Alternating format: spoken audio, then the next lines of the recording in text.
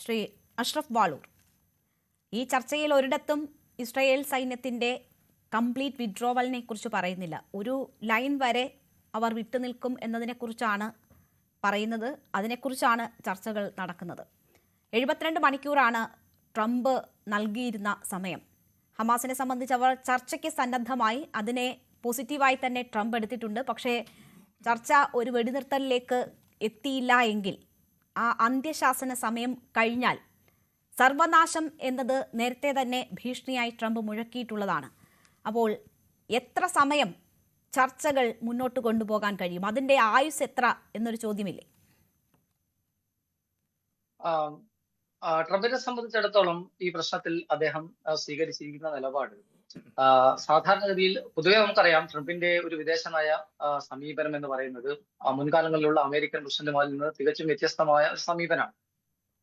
ഒരു പക്ഷേ പ്രാഗ്മാറ്റിക് ആയിട്ടുള്ള അല്ലെങ്കിൽ അൺപ്രഡിക്റ്റബിൾ ആയിട്ടുള്ള പല മൂവും ട്രംപിന്റെ ഭാഗത്തു നിന്നുണ്ടായിട്ടുണ്ട്. ഇപ്പൊ ഈ 20 ദിന പദ്ധതി തന്നെ ഒരു പക്ഷേ നെതന്യാഹുവിനെ ഇസ്രായേലി പ്രൈം മിനിസ്റ്റർക്ക് മേൽ വലിയ സമ്മർദ്ദം ഉണ്ടാക്കിയിട്ടായിരിക്കണം അംഗീകരിപ്പിച്ചത് എന്നാണ് പറയപ്പെടുന്നത്. അതായത് ഈ യുദ്ധം നിർത്തുക എന്നുള്ളത് നെതന്യാഹുവിനെ സംബന്ധിച്ചിടത്തോളം അത്ര താല്പര്യമുള്ള കാര്യമല്ല. ഇത്രയും വലിയ അന്തർദേശീയ സമ്മർദ്ദം ഉണ്ടായിട്ടും, ആഗോള സമൂഹം ഒന്നടങ്കം എതിർത്തിട്ടും, ലോകരാഷ്ട്ര വേദികളിൽ, ആഗോള സംഘടനാ വേദികളിൽ പൂർണ്ണമായും ഒറ്റപ്പെട്ടിട്ടും ഒരു ഇഞ്ച് പിന്നോട്ട് പോകാൻ അദ്ദേഹം തയ്യാറായിട്ടില്ല. മാത്രമല്ല, അവിടെ നടക്കുന്ന വംശഹത്യയെ നിരന്തരം പിന്തുണയ്ക്കുകയും അതിന് പ്രോത്സാഹിപ്പിക്കുകയും ചെയ്യുന്ന സമീപനമാണ് പൊതുവെ ഇസ്രായേലി ക്യാപിറ്റലിലെ മിനിസ്റ്റേഴ്സ് സ്വീകരിച്ചുകൊണ്ടിരിക്കുന്നത്.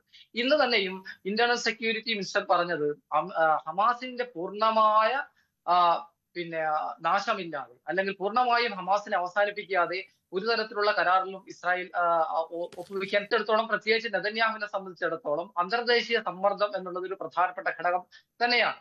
മാത്രമല്ല, പൂർണ്ണമായും ഗസയെ കീഴടക്കി അവിടെ തങ്ങളുടെ അധീനതയിൽ കൊണ്ടുവന്ന് പശ്ചിമേഷ്യയിൽ ഒരു സുരക്ഷിത താവളമായി, അല്ലെങ്കിൽ ഒരു സുരക്ഷിത രാജ്യമായി അവർക്ക് നിൽക്കാൻ കഴിയുമെന്ന് ഇസ്രായേൽ പോലും കരുതുന്നുണ്ടാവില്ല.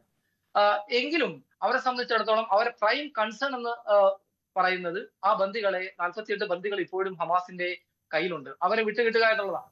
അവരെ വിട്ടുകിട്ടാത്തതിൽ വലിയ പ്രതിഷേധം അല്ലെങ്കിൽ ജനകീയ രോഷം ഇസ്രായേലിൽ നെതന്യാഹു സർക്കാർ നേരിടുന്നുണ്ട്.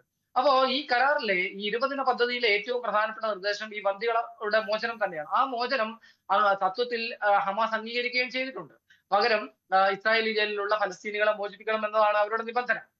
ഇത് ഈ കരാറിന് മുമ്പേ തന്നെ, വളരെ നേരത്തെ തന്നെ ഹമാസ് ആവശ്യപ്പെട്ടുകൊണ്ടിരിക്കുന്ന ഒരു കാര്യവുമാണ്. മാത്രമല്ല, ഹമാസ് ഇവരെ ക്യാപ്റ്റീവായിട്ട് വെച്ചിരിക്കുന്നത് തന്നെ അവരുടെ ഈ ഇസ്രായേൽ പിടിച്ചുകൊണ്ടുപോയ, അല്ലെങ്കിൽ വർഷങ്ങളായി, പതിറ്റാണ്ടുകളായി ഇസ്രായേലി ജയിലിൽ കഴിയുന്ന ഫലസ്തീനികൾ വിട്ടുകിട്ടാൻ വേണ്ടിയാണ്. അവരെ സംബന്ധിച്ചിടത്തോളം അതിലൊരു തർക്കമുള്ള കേസല്ല.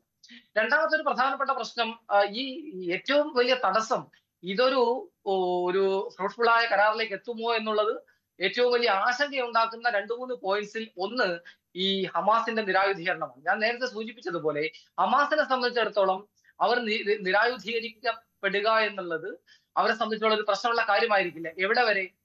ഇസ്രായേൽ എന്ന രാജ്യം സ്ഥാപിച്ചു കഴിഞ്ഞാൽ ഹമാസ് എന്ന പ്രസ്ഥാനത്തിന്റെ പ്രസക്തി തന്നെ ഇല്ലാതായി. കാര്യം അവര് ഫലസ്തീൻ എന്ന രാജ്യം, സ്വതന്ത്ര ഫലസ്തീനു വേണ്ടിയാണ് ആ സംഘടന നിലകൊള്ളുന്നത് എന്നാണ് അവർ അവകാശപ്പെടുന്നത്. അങ്ങനെയെങ്കിൽ അവിടുത്തെ ഭരണം മറ്റാർക്കെങ്കിലും ഏൽപ്പിക്കുന്നതിൽ അവർക്ക് തടസ്സം ഉണ്ടാവില്ല. പൂർണ്ണമായും ആ ഭരണകൂടത്തിന് അവരുടെ ആയുധം വെച്ച് കീഴടങ്ങുന്നതിൽ അവർക്ക് തടസ്സം ഉണ്ടാവില്ല. പക്ഷേ ഒരു മൂന്നാം കക്ഷി പുറത്തു നിന്ന്, നേരത്തെ സൂചിപ്പിച്ചതുപോലെ യൂറോപ്പിന്റെയോ അമേരിക്കയുടെയോ ഇസ്രായേലിന്റെ തന്നെയോ താല്പര്യമുള്ള ഒരു കൂട്ടം ആളുകൾ വന്ന് അവരുടെ ദേശത്തെ ഭരിച്ച് അവർക്ക് മുമ്പിൽ ആയുധം വെച്ച് കീഴടങ്ങുക എന്നുള്ളത് ഹമാസിനെ സംബന്ധിച്ചിടത്തോളം അചിന്യമായ കാര്യമായിരിക്കും. അവർ അതിന് തയ്യാറാകുമെന്ന് ഞാൻ തോന്നുന്നില്ല. അപ്പോ ആ ഒരു പ്രശ്നത്തിൽ ഒരു വ്യക്തത ഉണ്ടാവേണ്ടതുണ്ട്. മൂന്നാമത്തെ ഏറ്റവും പ്രധാനപ്പെട്ട പ്രശ്നം എന്നുള്ളത്, ഇസ്രായേൽ അധിനിവേശിത ഫലസ്തീനിൽ നിന്ന് പിന്മാറണം.